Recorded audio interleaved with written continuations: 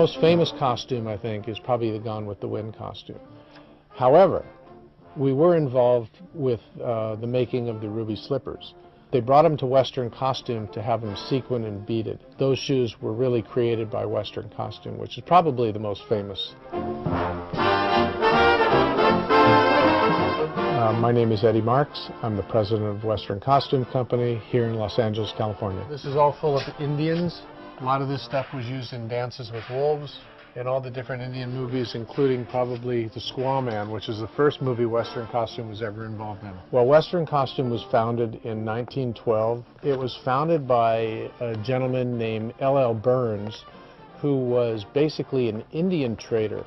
He kind of came onto the Los Angeles area, and there was film companies shooting around different neighborhoods and such, and he went up to a director and basically told him that all the Indians that he saw that were dressed for his scene were done all wrong, and that was William S. Hart. And from that point on, Hart had him on all of his movies, doing all of the costumes, the Indian artifacts, weapons, and different directors and producers would start to hire him to do their movies. His company started to grow so much that in the early 20s, he actually moved his company into a building that is downtown on Broadway. It's 12 floors, and he consumed all 12 floors with costumes. He set up a hat department. He had tailors and seamstresses.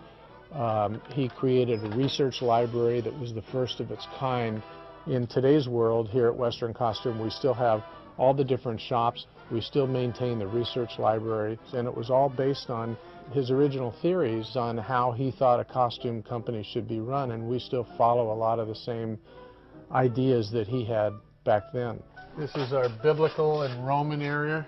If you take all the costumes and line them up one after another on rails, you've got 8 miles of costumes, which is huge.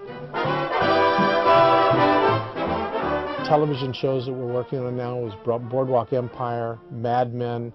It's up to us to make sure that we maintain these clothes so they're here for future generations, because the stores aren't there to sell 1930s clothes. They're going to have to get them from a costume company. And being the biggest costume company really pays off in the end.